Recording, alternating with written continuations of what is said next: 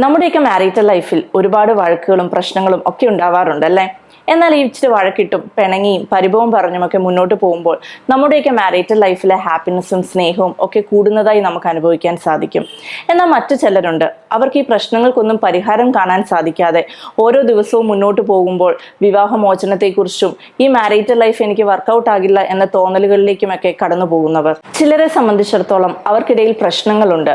എന്നാൽ ഈ പ്രശ്നങ്ങൾ പറഞ്ഞു തീർക്കാൻ ശ്രമിക്കുമ്പോൾ അവർ കൂടുതൽ വഴക്കുകളിലേക്ക് പോകുന്നത് കൊണ്ട്, പരസ്പരം കമ്മ്യൂണിക്കേറ്റ് ചെയ്യാൻ മടിച്ചുകൊണ്ട് അങ്ങനെ തന്നെ ലൈഫിൽ തുടർന്നുകൊണ്ട് പോകുന്നവർ. ഇവർക്ക് ഡിവോഴ്സ് ചെയ്യണമെന്നൊന്നും ആഗ്രഹമില്ല. ഇവർക്ക് ഈ പ്രശ്നങ്ങൾക്ക് പരിഹാരം കണ്ടെത്തിയാൽ മുന്നോട്ട് പോകാൻ സാധിക്കുമെന്ന് ഉറപ്പുണ്ട്. ഇനി വേറെ ചിലരുണ്ട്, അവർ ലൈഫിൽ ആകെ കൺഫ്യൂസ്ഡ് ആണ്.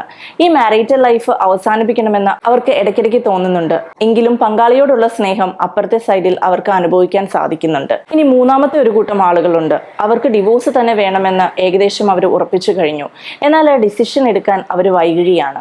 മക്കളെയും ഫാമിലിനെയും ഒക്കെ ഓർത്ത് അതേ ലൈഫിൽ തന്നെ വേദനിച്ച് മുന്നോട്ട് പോകുന്നവർ. നാലാമത്തെ ഒരു കൂട്ടം ആളുകളുണ്ട്, അവരിൽ പാർട്ട്ണറിൽ ഒരാൾ ഡിവോഴ്സ് എന്ന തീരുമാനത്തിൽ എത്തിയിട്ടുണ്ടാവും. എന്നാൽ പങ്കാളിയിൽ മറ്റേയാൾക്ക് ഇപ്പോഴും ആ ലൈഫിൽ ഹോപ്പ് നിലനിൽക്കുകയാണ്.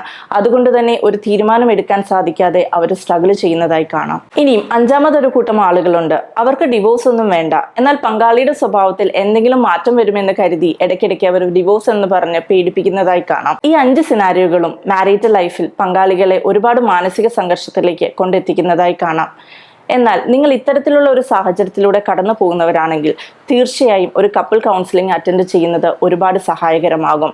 ഏതർ നിങ്ങളുടെ ലൈഫ് കൂടുതൽ ബെറ്റർ ആക്കാൻ അത് സഹായിക്കും, അല്ലെങ്കിൽ ഇതുവരെ എടുക്കാൻ പറ്റാത്ത ഡിവോഴ്സ് എന്നൊരു തീരുമാനം എടുത്ത് ബെറ്ററായ ഒരു ലൈഫിലേക്ക് കടക്കുവാനും അത് നിങ്ങളെ സഹായിക്കും.